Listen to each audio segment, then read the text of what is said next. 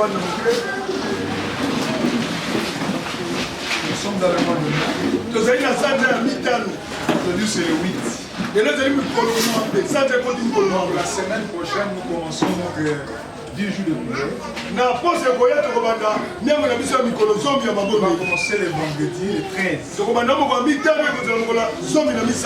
on va terminer dimanche le 23. Amen. Amen. Et ça c'est avant dernier mois. Parce que le mois de juin, c'est là qu'on va terminer. Et cette fois-ci, le travail du mois de mai, quand on termine les 10 jours de prière du mois de mai, on commence à préparer d'abord le mois de juin parce que ça sera un travail comme une campagne d'évangélisation.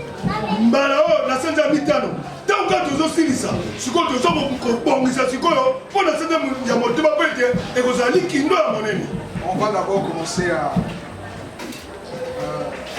embellir d'abord l'église. Et on va faire les invitations. On va faire les spots qui vont passer dans les plusieurs chaînes de télé.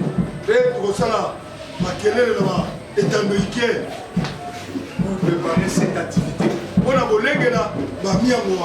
Amen. Amen. Amen. Amen. Et on va faire un groupe de travail d'évangélisation. Le moment, on va faire leur groupe. Les jeunes vont faire leur groupe. On va commencer à évangéliser ici à Kingawa, dans de plusieurs marchés qui sont ici, pour annoncer cette activité.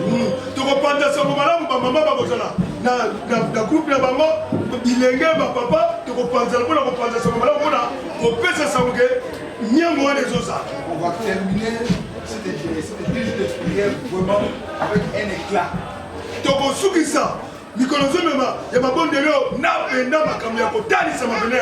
Amen. Amen.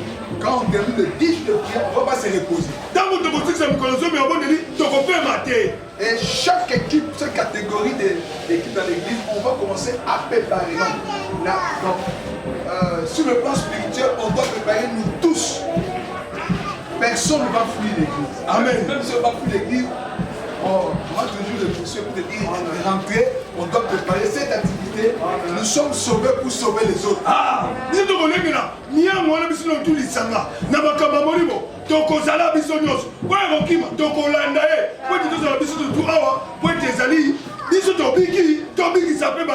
Même les gens qui ne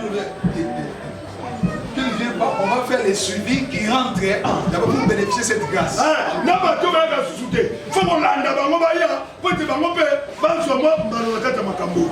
Amen.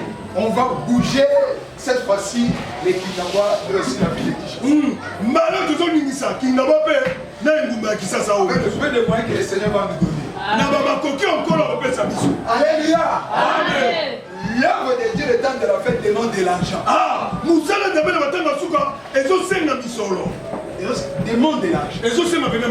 Si tu viens seulement avec le Bible par la langue, bien aimé, toi-même tu vas voir comment l'œuvre va fonctionner.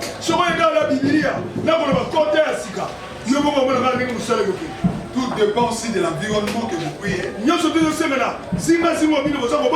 dépend aussi de ce que vous proposez au public. Et les gens qui prient aussi là-bas. Alléluia. Amen. Tous ce sont des ingrédients qui permettent, même quelqu'un qui est à la maison, quand il regarde, il peut avoir l'envie de venir. Il peut écouter les messages touchés. Mais quand il regarde les gens qui sont là-bas, l'environnement, il dit ah non. Je peux pas venir. Donc, nous sommes les océans. Nous sommes les océans. Nous sommes les océans. Pour les océans, nous sommes les et qu'on sait que nous sommes les alors nous avons besoin de tout le monde pour cette activité. Donc, ça, la Alléluia. Amen. Tout le monde va mettre la main dans la pâte pour notre église, pour ce travail. Que le Seigneur nous bénisse.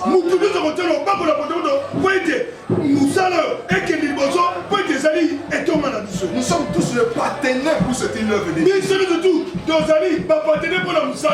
que vous semez, ce que vous récoltez. Amen. Amen. Donc on a besoin de tout le monde. Dis à ton voisin, on a besoin aussi de toi. Alléluia. Amen. On a besoin de toi sur le plan spirituel. Pour que aussi tu t'engages de chercher Dieu pour la réussite de cette activité. On a besoin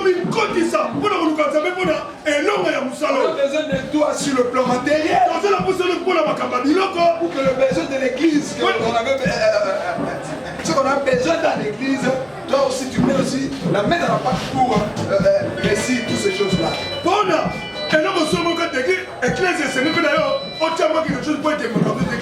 regarde pas seulement ta maison. Regarde l'œuvre de Dieu par laquelle Jésus est mort pour sauver les âmes.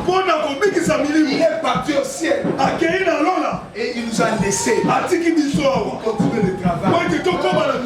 Chacun a son arrêt.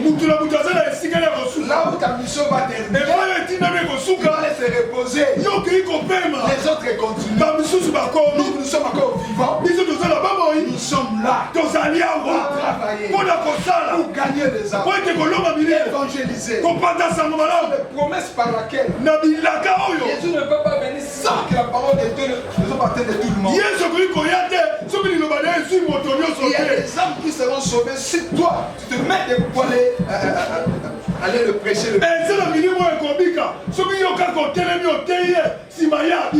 Amen. Amen. Donc on va travailler.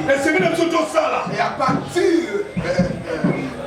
de la semaine prochaine, on commence d'abord à préparer 2 jours de prière pour que ces 2 jours nous préparer d'entrer une autre dimension de travail pour clôturer.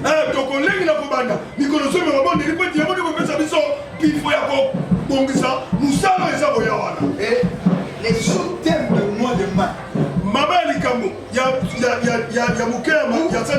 concentrer notre prière.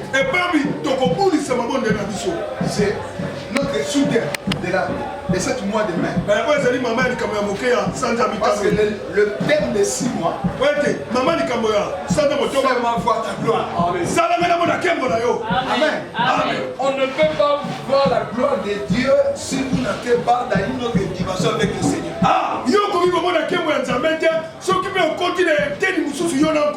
Voilà pourquoi notre sous-thème de mois de mai, la dimension spirituelle. Amen. Amen. Donc on va prier pendant 10 jours pour toi et moi entrer dans une autre dimension avec Dieu. Amen.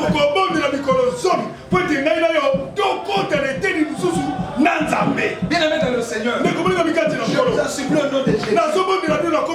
Ne fuis pas cette programme de 10 jours.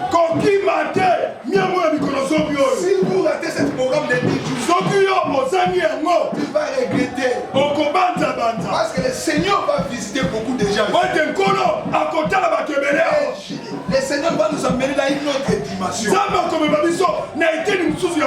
C'est comme ça là, le culte d'aujourd'hui, le thème que je vous présente ici là, j'introduis la dimension spirituelle.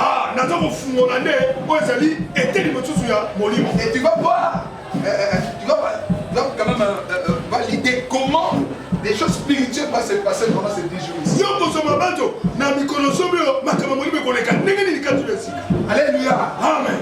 Et quand nous étions encore le frère, on voyait l'œuvre de Dieu d'une autre façon. Quand on a entré comme le berger, le pasteur, on voyait d'une autre façon aussi. Mais aujourd'hui, les façons dont maintenant le Seigneur nous dit, m'a mené comprendre l'œuvre de Dieu. Si je le comprenais lorsque j'étais encore frère dans le monde, j'étais devenu nous avec Dieu. C'est pour cela que la Bible dit l'ignorance tue.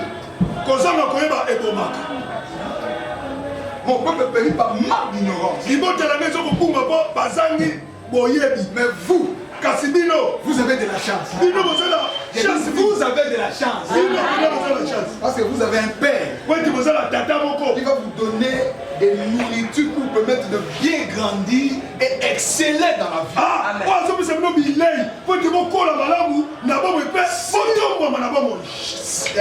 Le frère et les sœurs de l'église même chou dans leur vie, ça sera votre faute. Surtout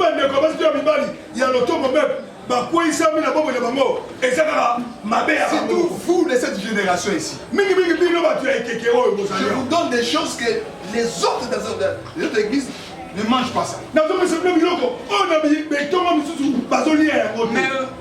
vous prenez l'œuvre de Dieu avec beaucoup de négligence. Changez votre mentalité de servir Dieu. Changez votre mentalité de voir l'œuvre de Dieu. Changez ta façon de voir les serviteurs de Dieu. Parce que parmi les ingrédients qui détruisent que le vierge folle manque l'huile, c'est ce que nous vivons aujourd'hui dans notre génération. Quand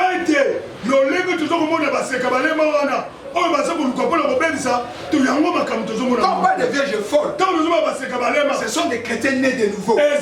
Ils servent Dieu. Comme toi aussi, tu viens à l'église comme ça. Mais il manquait l'huile. Je crois qu'il y avait l'huile. Il avait la connaissance. Il prie aussi. Mais il a consacré vers la fin où le point est déjà là. Voilà pourquoi moi, en tant que serviteur de Dieu,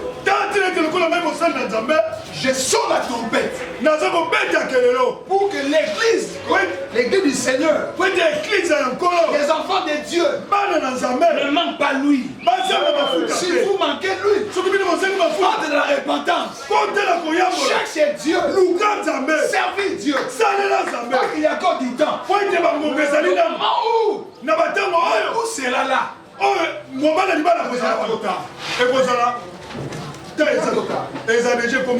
Amen. Amen. Aujourd'hui, j'ai tenté de faire le travail de perfectionnement dans l'église.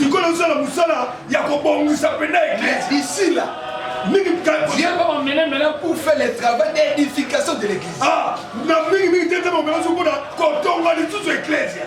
Amen. Amen. Bénéficiez dans le temps où nous sommes encore là avec vous. Alléluia. Amen. Et bénéficiez la grâce de Dieu. Amen. Amen. Donc à partir du vendredi prochain, on commence les 10 juillet. Est-ce que tu peux dire à ton voisin, c'est cela?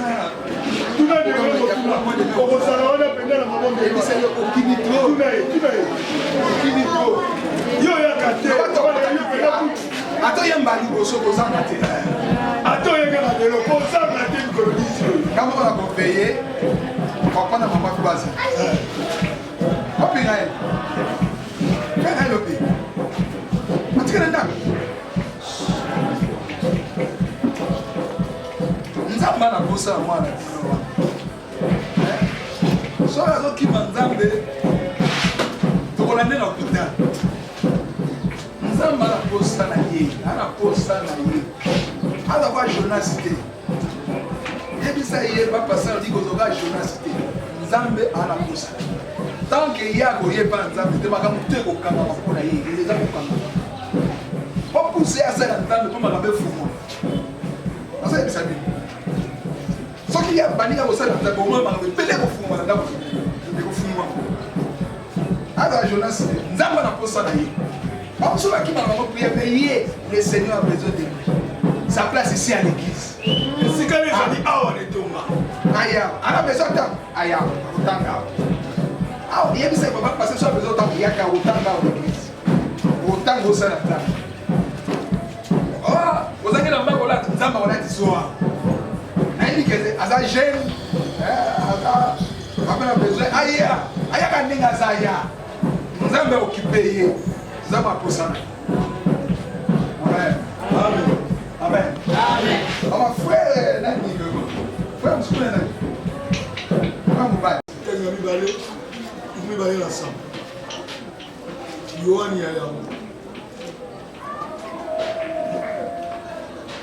Verset 10.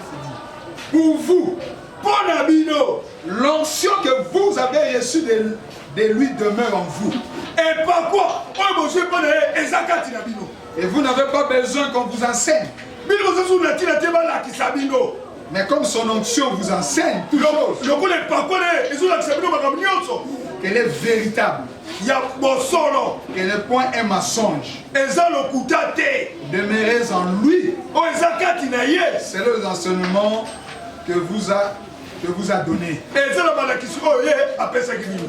Que le Seigneur bénisse sa parole. Jamais n'a pas Les thèmes que je partage avec vous, Maman Likabona Zokamona Bino, et que ce thème-là, on va terminer jusqu'au fin du mois de juin. Maman Likabona Zokamoti, Nasuka Sanja Motoba. Les thèmes sur la dimension spirituelle. Et Teni Yamolimo Yalikolo. La dimension spirituelle en Christ. Et Teni Yamolimo Yalikolo, Katina Yesu. Amen. Amen. Les royaumes de Dieu, Bokondi Yanzambe, nous ne sommes pas tous dans la même dimension. biso na tout ozali na lolenge moko te ya molimo ya likolo. Nous sommes tous sauvés. Biso na tout obikisami. Reçus le Saint-Esprit. Toyambi molimo mosantu. Nous sommes le membre du ciel. Tozali bandeko ya lola. Nous appartenons dans notre royaume. Oyo tozali kati na engumba na biso. Nous avons un seul Père. Tozali kaka na tata moko. Un seul Père. Tata kaka moko. Notre Père est roi. Tata na biso ne kumu. Et nous sommes ses fils. Biso tozali bana na ye. Mais parmi ses fils, Kasi kati na bana na ye. nous ne sommes pas tous le même. Tozali biso nyonso ndenge moko te. Nous ne sommes pas dans la même dimension. Na ba eteni ndenge moko te ya molimo ya likolo. C'est là qu'on va aujourd'hui entrer dans cet enseignement pour comprendre que nous ne sommes pas tous dans la même dimension. Lelo nde tozokota na koyeba makambo moko po te toyeba ete biso na otu tozali ndenge moko. Aujourd'hui au Congo, Lelo kati na mboka oyo tout le monde connaît ses dieux. bato nyonso bayebi nzambe oyo. Même les gens qui n'ont même pas reçu Jésus, Ata kutu bato oyo bayamba yesu ils te. passent par la télé, Bazoleka na etando ils ike. passent par le Facebook, Bazoleka na bafacebook. pour faire de buzz. Bazosala makambo ya Parler des choses de Dieu. koloba po makambo Mais ya ces Nzambe. dieux-là, Kasi nzambe ils ne yango les connaissent même pas. bayebi ye te. Il y a aussi parmi les hommes de Dieu, Eza mpe na basali na nzambe. il est dans une dimension très bas. Ye azali na eteni moko ya se. Mais il peut aussi parler des choses comme s'il connaissait. Akoki mpe koloba makambo lokola ye ayebi. Au lieu de chercher Na place ya luka pour comprendre, po eta sosola entrer dans cette dimension-là, na kokota na eteni wana il se bloque lui-même. ye moko amikangi. Oh, Dieu a donné tout le monde des possibilités Nzambe apesi mutu nyonso makoki d'aller dans cette dimension. ya kokende na beteni ya likolo wana. Écoute maintenant la parole ici. Yoka sikoyo liloba ya ndenge ezolo. Écoute-moi très bien. Yokanga mpenza malamu. Toi qui me regardais, Yo ozotala ngai. toi qui me suivais, Yo ozolanda dans ngai. votre maison, Na ndako na yo. dans votre portable, Na dans votre ordinateur, na kati na mashine na yo. écoute-moi très bien. Tala nga yokanga malamu. Suivez-moi très bien. Landanga malamu. Ouvre ton cœur. Fungola motema. Enlève devant ta connaissance. longola nanu boyebi na yo. Sois humble. Zala moto akomikitisa. De m'écouter. Ya koyoka ngai. Jésus a dit ceci. Yesu alobi boye. Voici le verset 7. Na nzela ya molongo ya sambo. En vérité, je vous l'ai dit. Na bosolo nazoyebisa bino. Je suis la porte de Dieu. Nazali ekuke ya bampate. Donc, tous ceux qui sont venus avant moi, Baye nyonso bayaki ya mbongai na ya. ce sont des brigands. Bazali bato ya kanza. Mais le verset 9 dit, je suis la porte. Na molongo ya libwa alobi nga nazali ekuke. Si quelqu'un entre par moi, Soki mutu akoti na nzela na ngai. il sera sauvé. Abikisami. Amen. Il entre Akokota. et il sortira. Mpe akobima. Moi j'aime ça. Il rentre Nga nalingi yango. Nakoti. Akoti. et il sortira. Mpe abimi. Et tu vois le pâturage. Akomona matiti ya mobesu wana. Alléluia. Amen. Alléluia. Amen. Alléluia. Amen. Ici, ce sont des dimensions. Awa ezali nde biteni ye. Alléluia. Amen. Analyse. Analysez-vous un peu. Qu'est-ce que la porte? Yo moko tala nano ekuke ezali. On ne peut pas entrer dans une maison sans passer par la porte. Yo koki kokota te na ndako soki oleki na ekuke te. Au moins que dans cette parcelle-là, Il n'est pas clôturé. Le mec qui lui prend moi là, mais ça va kangati. Tu ne peux pas entrer dans la maison de quelqu'un sans passer par la porte. On connaît quand on a ndaka mutuke, on est calé couquet tété. La porte joue un rôle très important pour nous donner l'accès à entrer dans l'intérieur. Eh couquet, eh ça lui donne beaucoup mon tuya, il y a mon besoin de ça dire là mutuke quand wapi nakati. C'est comme ça que Jésus avait dit dans Matthieu chapitre 7, il dit ceci. Matthieu 7, il dit ceci. Demandez, Senga, on vous donnera. Cherchez, Luka, vous trouverez. Okozwa, Frappez, Beta, on vous ouvrira. Car quiconque demande, reçoit. Et celui qui cherche, trouve. Amen. On l'ouvre à celui qui frappe. On l'ouvre à celui qui frappe. Tu ne peux pas entrer dans un port, dans une maison de quelqu'un, sans commencer par frapper. C'est comme ça que Jésus a dit. Je suis le chemin. Bien-aimé, dans le parcours pour aller au ciel, le chemin de l'éternité, il y a un seul chemin. Je vous dis, il y a un seul chemin. C'est la personne de Jésus. Tu ne peux pas aller au ciel. Tu ne peux pas prétendre aller au ciel. Tu ne peux pas dire que je suis l'enfant de Dieu. Ça commence par la personne de Jésus. C'est lui qui est la porte. C'est comme s'il a dit. Je suis la porte. Si quelqu'un entre par moi, il sera sauvé. Amen. Il sera sauvé. Dans cette génération perverse, nous sommes les temps de la fin, où les tours de la tempête sonnent. Nous sommes dans les dernières saisons. La pluie de la première saison était déjà tombée. Nous sommes dans la pluie de la dernière saison. Il est en train de tomber. Parce que l'époux, il ne peut pas venir sans que la même sémence qui est tombée dans l'église primitive, c'est la même sémence qu'on va récolter. Le même miracle, le même dimension de miracle, on voyait comment les disciples, les apôtres, faisaient dans l'église primitive. On le voit aussi dans les temps de la fin, dans les dernières pluies, dernière saison. Amen. Alléluia. Amen. Jésus a dit, je suis la porte. Il a dit encore dans la 14, je suis le chemin, la vie et la vérité. Tu ne peux pas entrer dans ce chemin-là sans voir la vie. Jésus-Christ est la vie. Jésus-Christ est la vie. Amen. Cette vie que nous avons reçue de Jésus, nous commençons cette vie ici sur la terre. Le parcours de l'éternité commence ici sur la terre. Voilà pourquoi les gens où les arrêts on va arriver dans l'air arrêt. Quand ils vont descendre pas dans les lieux de repas, il ne sera pas confus. Il va courir calmement. Il sera dans la joie. Parce qu'ici le chemin. Il va partir dans la joie. Les anges vont le prendre pour laisser reposer. En attendant, ceux qui sont restés. Voilà pourquoi celui qui est dans ces chemins-là, celui qui est dans les seigneurs, il ne sera pas confus. Amen. Alléluia. Amen. Je suis le chemin, la vie et la vérité. La vérité ici, Cela, chacun va comprendre la vérité des choses de Dieu dans sa dimension. Dans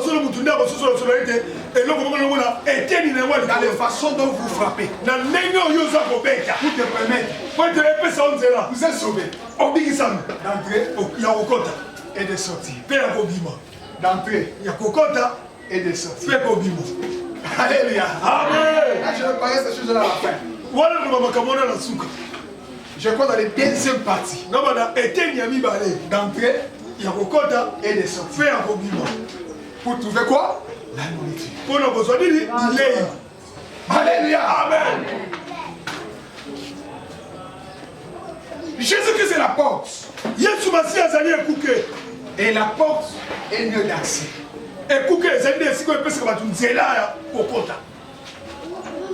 Regarde, t'as là. On prend Luc 24.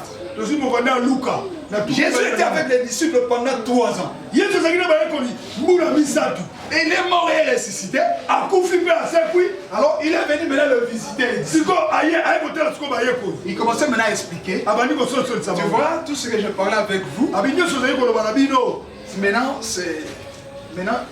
tous ces paroles sont accomplies. Malgré cela, il ne comprenait pas.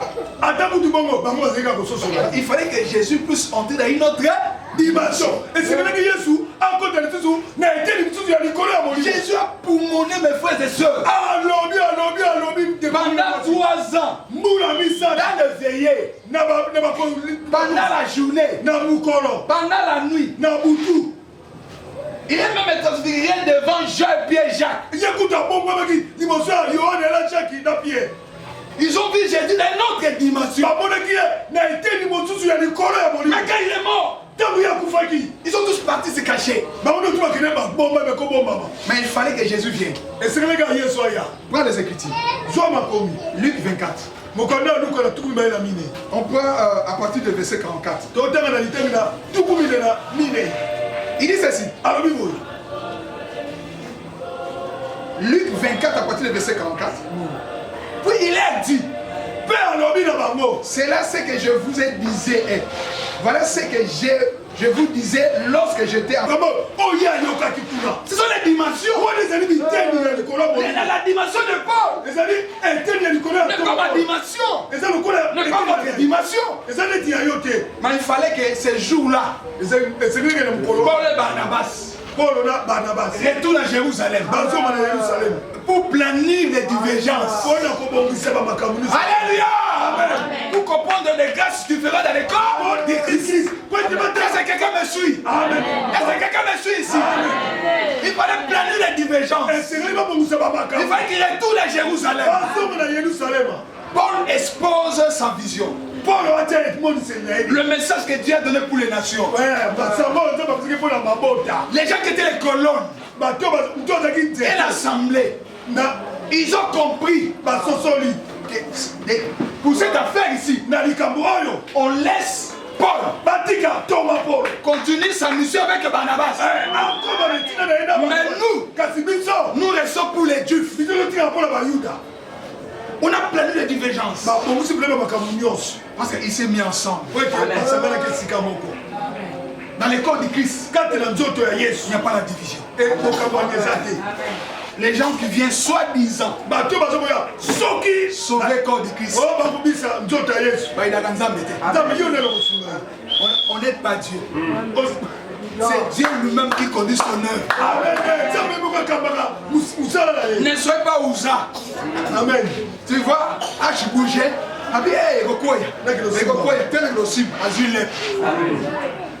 Alléluia. Amen. Faites très attention. Faites très attention, mes frères. Et le mandat de Dieu pour faire la chose que tu es en train de faire. Si tu as le mandat de Dieu, je m'étais. Mais si tu n'as pas le mandat de Dieu, ferme ta bouche. Sinon tu vas rater ces jours-là où la porte va fermer. Les païens vont venir. C'est pas celle-là qui parlait à chaque fois que l'on voyait. Il est où? Il est où? Est-ce qu'il est parti? Est-ce qu'il est parti? Il est où? On te voit à la maison en train de manger. Yo, c'est toi qui perturbes les gens si tu es resté. Et tu vas comprendre ce que la Bible parle ici, le frère et soeur. Il y a encore du temps. Nous devons garder l'huile avec amour. De sauver les uns les autres. Non pas détruire l'œuvre de Dieu. Jésus qui est à la porte. Il ouvre à celui qui demande. Tout le monde qui appelle, il vient. Et ce qui te dit, quiconque évoquera mon nom sera sauvé. Mais pour entrer dans notre dimension, là ça ne dépend pas de vous.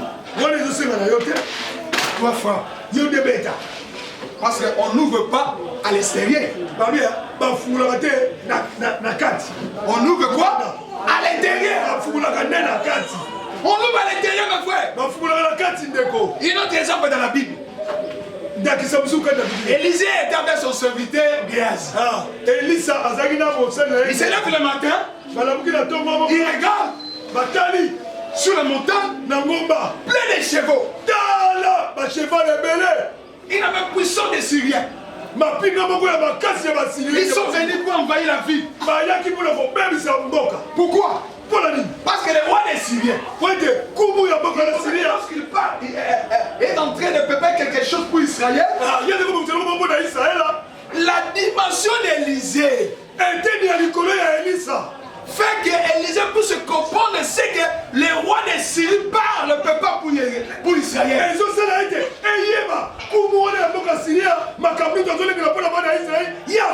Si c'était toi, magique, comme Dieu n'est pas capable d'ouvrir les oreilles de quelqu'un pour écouter ce que quelqu'un parle. C'est que Dieu n'a pas la capacité d'ouvrir les yeux de quelqu'un. Voir la personne qui a la maison dans sa chambre et la vertu pour quelque chose. Comme Dieu n'a pas la capacité de connaître les numéros de chacun de nous ici. Dieu connaît votre numéro de téléphone. Tu peux fuir l'église. Il peut te donner le message. À travers ton numéro. Il communique ton numéro. On t'appelle. On communique le message. Pour te sauver. Alléluia. Alors, Élisée, Géasi entre vite. Il est son serviteur. Abi papa, mais nous sommes envahis. Quoi? Nini, regarde ici mon ami. Élisée dit, tu as une dimension de bas. Toi, tu appelles ces gens-là. Tu appelles ces gens-là. Tu appelles des sorciers devant ta famille. Tu appelles de quelqu'un, il a pris ta photo, il a mené chez le féticheur. Tu appelles parce que ton mari est sorti, elle n'est pas une autre femme. Tu appelles parce que quelqu'un, il a pris le fétiche. Il est parti pour détruire ton commerce. Non. Celui qui a les dimensions.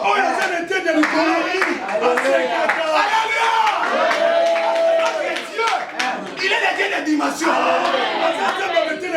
est dans cette dimension. Moi, j'ai dans notre dimension. Je t'ai détruit. Je t'ai détruit.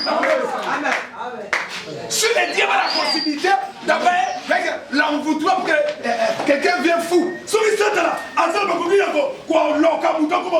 Dieu est plus puissant que Satan.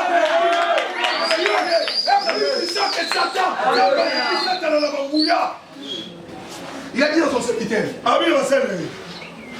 Élisée, il a prié. Parce que pour entrer dans la dimension, les dimensions normales, tu peux invoquer le Seigneur, il va venir. pour atteindre une autre dimension, pour expérimenter la puissance de Dieu, il faut frapper, il faut chercher Dieu dans ses chemins. Il s'appelle Jésus. Dans la prière, dans la jeûne, cherchez Dieu. Cherchez Dieu. Élisée a prié. Seigneur, ouvrez les yeux. Qu'il voit. C'était automatique. Regarde. Élisée était devant Élisée. Géasi était devant Élisée. Il est en train d'expliquer. Mais quand le prophète a prié, pour que les yeux de Géasi s'ouvrent, automatiquement, il est entré dans une autre dimension. Il a vu sur le montagne plein de chevaux. Des âmes célestes, des anges, ils sont venus pour le combat. Ils ont pris l'ombre. Ils ont dit, tu as compris. Amen. On va lever en végué. On va l'amener calmement. Ils vont se retrouver au centre d'Israël. On ne va pas les tuer. On va les donner la nourriture. Même les rois étaient dans les dimensions très bas. Quand il a vu,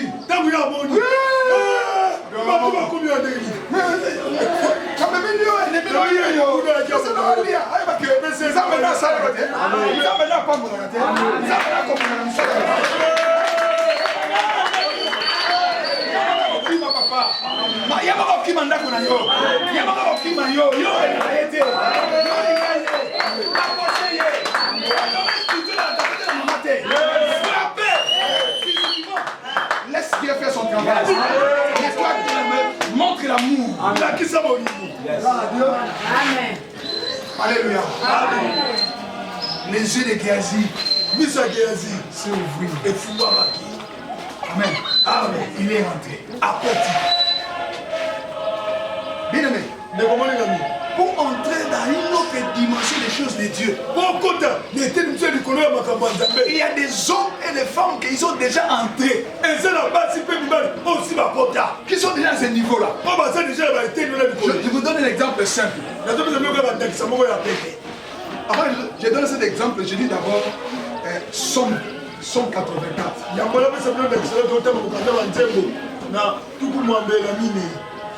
Bientôt, je dois arrêter les premières parties de cet enseignement. Somme 84.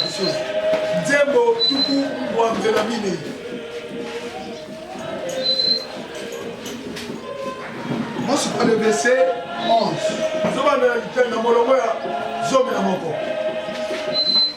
Mieux vaut un jour dans la présence, vaut mieux un jour dans le parvis que 1000 ailleurs.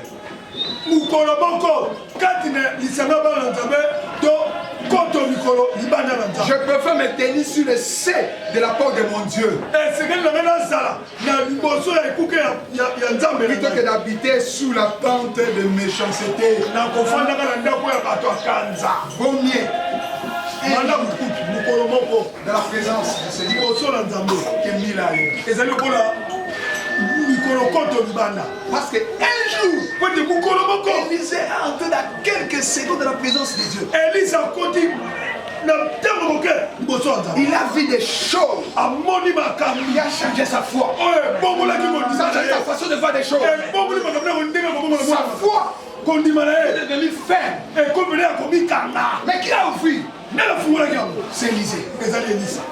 C'est pour cela que Jésus a dit. Il a dit aux disciples, qu'est-ce que les gens parlent de moi? Les gens disent Élie, comme ça. Mais vous êtes avec moi ici. Et Pierre s'est tenu debout et dit, tu es fils de Dieu. Jésus a dit, C'est pas le sang et la chair qui t'ont révélé cela. C'est mon Père. Les clés pour comprendre, c'est le Père. Ouvrir l'intelligence. Il a dit, tu es Pierre. Mais je suis un Pierre. Je bâtirai mon église. Écoute maintenant. Aucun porte du séjour des morts. Quelque chose de... Aucune dimension de séjour des morts. Il y a une profondeur contre elle. C'est-à-dire que dans le monde aussi des ténèbres, il y a des portes, il y a des dimensions. Tous ces gens-là ne sont pas le même niveau. Il y a des sorciers de niveau très bas. Tu peux jouer avec lui. Mais il y a aussi des sorciers, des magiciens, des hauts niveaux. Comme il y a des serviteurs qui sont dans le niveau très bas. Ils servent Dieu. Mais ils n'ont pas compté notre dimension. Si tu n'as pas compté notre dimension, cherchez d'entrer là, que le Seigneur demande au Seigneur pour entrer dans notre dimension. Au lieu de critiquer, au lieu de parler, dis aux gens, ce sont des magiciens. C'est ces gens-là. Ils ne servent pas Dieu. Attends. Les jours, les sons de la trompette sonnera. Ce jour-là, tu vas comprendre. On ne joue pas avec l'œuvre de Dieu. Amen. On n'attiste pas le Saint-Esprit. On ne combat pas l'autorité. Celui qui est entré dans une autre dimension, on ne combat pas. Mais on frappe. Pour que lui t'ouvre d'entrer dans cette dimension. Tu cherches que le Seigneur te lève ton ministère. Accroché auprès d'un homme de Dieu. Qu'avec c'est lui. Mon ministère. Allez en avant avec lui. Tant qu'il va manger ce que tu prépares là, tu auras la bénédiction. La bénédiction du Père. Est-ce que quelqu'un m'écoute? Amen. Tant qu'il mange, il sera dans la joie. Il fera tout. Que ce soit sa fierté là où tu travailles. La porte des dimensions. Ça ne se trouve pas à l'extérieur, mais à l'intérieur. Écoute cet exemple. Surtout dans notre pays. Tu cherches à rencontrer le président de la République. Je ne prêche pas la politique ici. Je ne suis pas politicien. Je suis un serviteur de Dieu. Je donne un exemple. Tu viens rencontrer le président. Alors, il y a un procédé normal. Tu fais ta demande et déposer au protocole d'État. Et là, on va te programmer en fonction du temps du président. Mais ça peut prendre aussi 6 ans. Ça peut prendre aussi 3 ans. Ça peut prendre une semaine. Ça peut prendre 2 mois. Alléluia. Amen. Mais si tu trouves un collaborateur du président, celui qui cause avec le président jour et nuit, il peut te prendre par le main. Il dit tu as besoin de président. Attends, je dois l'amener chez lui. Il va passer tout le barrière protocolaire de la présidence. Amen. Parce que lorsqu'on voit te tenir avec ce monsieur-là, il dit non, on les connaît. C'était l'homme du président. On ne peut pas les bousculer. Il va t'amener jusqu'à devant le président.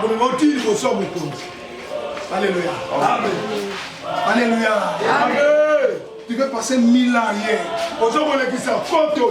Sans voir ce que tu cherches là. Mais un jour, quelques secondes, devant l'autorité, ta vie change. J'ai dit, tu sortiras de la vie change. Tu sortiras avec la joie. Parce que le président t'a exaucé. Toi qui es serviteur, dans le pied d'un père, cherche la dimension de ton père. Cherche la dimension où c'est tout ton pasteur. Et quand tu pars, on te voit. On va te comprendre. Toi, tu es avec Jésus. On te comprend avec ton langage.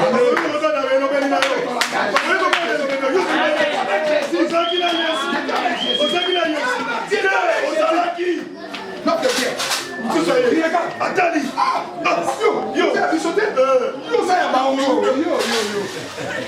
bien.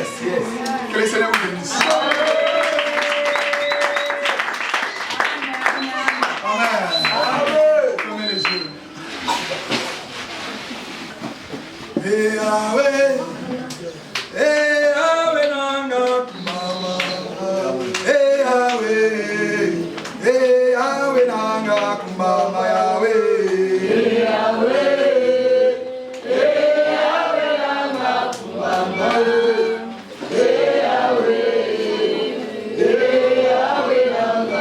Mama,